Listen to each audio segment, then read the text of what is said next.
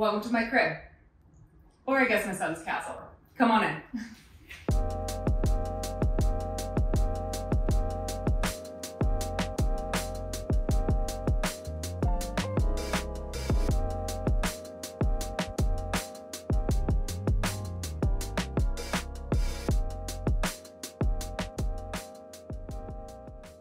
I've actually never measured the castle until right now. It is approximately 21 feet long and 14 feet deep, making it around 294 square feet. That was a little bigger than I planned, but happy with the end product. So if you're watching this video, I'm going to assume you might want to build a cardboard castle of your own, or you just want to see how absolutely crazy I am. Regardless, I'm going to walk through the things that I used and my best tips for you. First of all, supplies. You're going to need cardboard, a lot of it. You cannot have enough.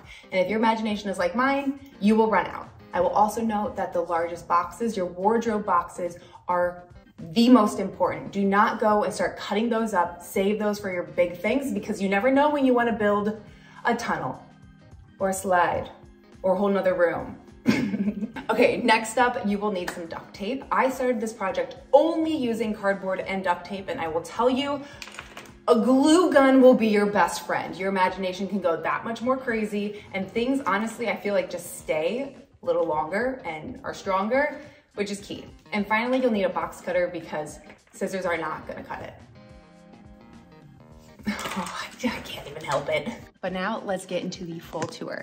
Starting off with the living room. Now, this was really important because of the age my son is at. He was 14 months, I think, when I started building this. And at that age, he wanted to run and play, and he needed room to do that. I couldn't section off this too much because it wouldn't serve him. So this was essential. I put play mats down to make it nice and comfy. And then from there, I created different little secret spaces. So let's move on to the ballroom. This was actually the last addition that I made to the castle. I was struggling on what to do with this wall over here. And then I found this, hold on. I found a concept for a chandelier out of cardboard. And once that came into my mind and I figured out the pun of ballroom, and also my son is obsessed with like anything round, it was perfect. When you walk in, you're gonna see that it feels very different from the rest of the castle, and that's intentional. I wanted it to feel a little bit more formal. So I simulated like a glass or window paneling in the background, and I found a giant piece of styrofoam and used it as the flooring. Then of course the ballroom would not be complete if it didn't come with a ball pit. And I intentionally put it in one of the towers, so if he decides to throw out every ball from the ball pit, which happens quite often, well, I've blocked 75% of the sides. So when you leave the ballroom, you're gonna see this dark structure right over there.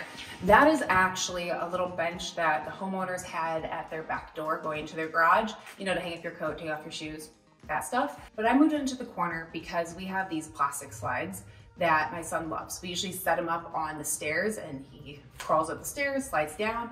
But the problem is with his age, he couldn't really do it on his own and the slides got fast, so I wanted to figure out a way to bring the slide in here because he loved it, but also encourage him to be a little bit more independent and baby steps, right?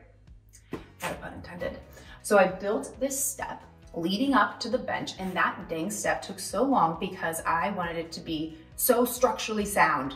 And it is. I truly think I can step on that. I will step on it. I'll show you how structurally sound it is. Ready?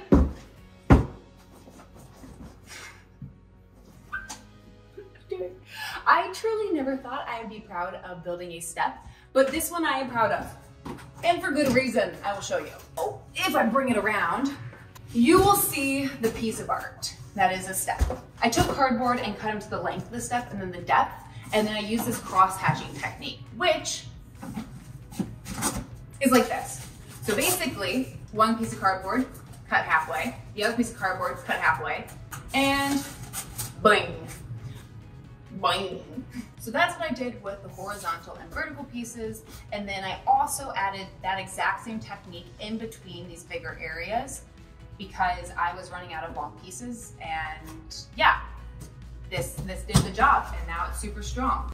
Now moving on to the stables. My son's at an age where he really knows his animals, and I thought how fun would it be for my little king prince knight of this castle to have his trusty steed. So it's very baby friendly. He opens it up he would pull out his horse, and because we have such a good living area right here, he'd ride around and go, nay! Or we would make noises. He's not there yet. But he loves his horse, and then he would just put it back away and close the gate. The best part of this entire castle is right behind me. You will see bookcases on either side, but this bookcase has wheels and opens up to our secret tunnels. I'm just living out my best childhood. Now, there are two types of tunnels. These taller ones that are arched, so my son can run through here and throw balls in and throw them back out and play peekaboo, and he loves them. And then also there are shorter tunnels that require him to crawl through. I did try crawling through them. It did not turn out well for me. I got stuck, but I'm here. Also, all of the tunnels have Christmas lights at the top, because if you build a cardboard tunnel, it's gonna be really dark and scary, and every castle should feel like a fairy tale. So these wonderful magical lights just are the perfect touch. Well, you've seen the ballroom, secret tunnels, and the stables. I think it's time for you to go. See you.